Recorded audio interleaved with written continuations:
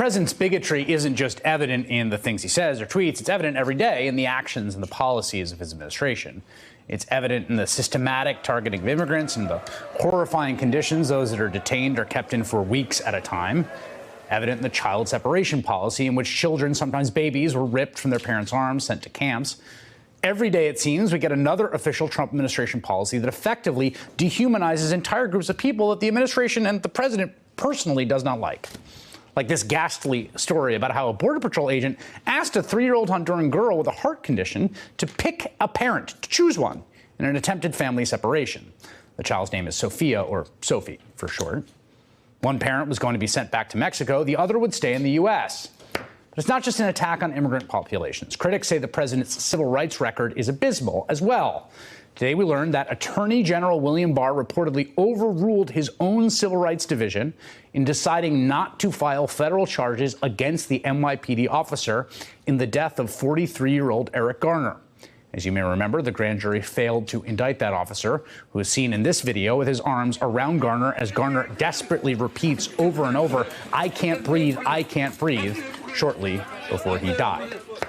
Here with me now, Sherrilyn Ifill, President and Director Counsel, NAACP Legal Defense and Educational Fund. I want to start on that last bit of news. The Eastern District of New York recommended no charges. The Civil Rights Division of the Department of Justice recommended charges. The Attorney General personally intervened to make sure that no charges were filed. What's your reaction to that? Well, this was to be a civil rights prosecution. The people who have the expertise on these kinds of claims are in the Civil Rights Division.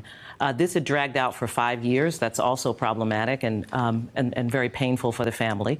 But here we see Attorney General Barr, an Attorney General who received basically really no questions about civil rights and what he would do with the Civil Rights Division during his confirmation hearing, but who also has essentially co-signed the priorities of Jeff Sessions. So we're not entirely surprised by this outcome.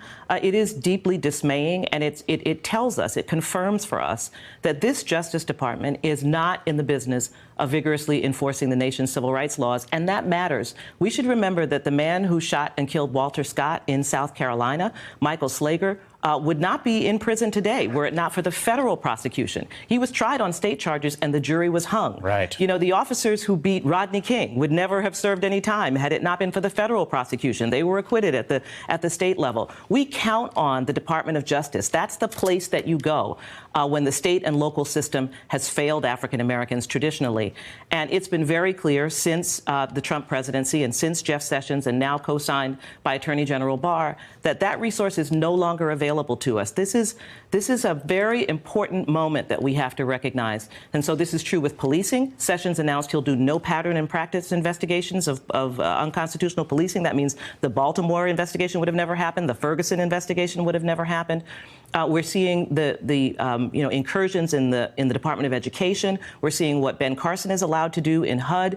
We're seeing across the board a full-on retreat from the federal government being involved in enforcing civil rights law. If someone says, well, there's the president's words and his tweets, and then there's the actions of the government, and what is your understanding of the connection between the worldview the president articulates in a tweet like "Go back to your country" and the way that he has run the federal government? Well, you can find exactly what we think in 2 lawsuits we filed. We were first out the gate suing the president and charging the president of the United States with racism when he created that Election Integrity Commission and claimed that 3 million illegals had voted.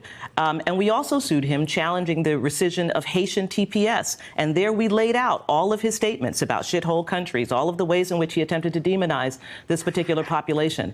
This has not been an easy thing to do. It's an unusual thing, a charge to make. How so? Explain that. Well, I mean, most of the time when we think about civil rights, we think about challenging state and local governments who are engaged in discrimination, or even private parties. The Department of Justice is very often your partner in making those challenges. Since this Trump administration, we've sued 6 cabinet secretaries. This is unheard of in the history of the Legal Defense Fund. And the fact that the federal government is actively engaged in violating civil rights laws and demonizing populations in the way that we see at the border, in creating a narrative, and that's what the president does with this language that dehumanizes people and that allows people to be targets. It's actually dangerous. It's dangerous when he says it about women sitting in the United States Congress. It's dangerous when he says it about immigrants. It's dangerous when he talks about people in African-American communities and who they are. It's dangerous when he calls NFL players sons of bitches. It's dangerous when he uses this language because he's sending a signal. No matter whether you like him or not, he is the leader of this country. He's the president of the United States, and there's a constituency that listens to him and takes their cues from him. You know, one of the things I think that's striking about the area of immigration law, what's happening at the border, is there's a place where there's just a tremendous amount of executive latitude. Yes. Right? So, yes. So you know, when you're talking about DOJ, it's like how affirmative or not affirmative they are in pursuing things. In the area of this, like, 50,000 people detained, it's like this, the executive's running the entire thing. And that latitude is precisely what you're seeing play out in the lives of the people that are detained there. Yes, and you're seeing it in the behavior and conduct of the Border Patrol officers who believe that they can engage in this conduct and who have this Facebook account and who are talking to immigrants in this way. This is the signal that he is sending. And when we see the vice president, as we saw this weekend, standing in front of the cage with Lindsey Graham and others and viewing human beings as though they were animals in a zoo, and then coming out and describing something that's completely contrary to what we all saw, this is all part of what Trump has brought to this country. And it's really important that we recognize what it is and that we not play this game as though we don't know what racism is. We know what it is. We know it when we see it. Sherrilyn Ifill, thank you as always. Thank you. Hey there, I'm Chris Hayes from MSNBC. Thanks for watching MSNBC on YouTube. If you want to keep up to date with the videos we're putting out, you can click subscribe just below me or click over on this list to see lots of other great videos.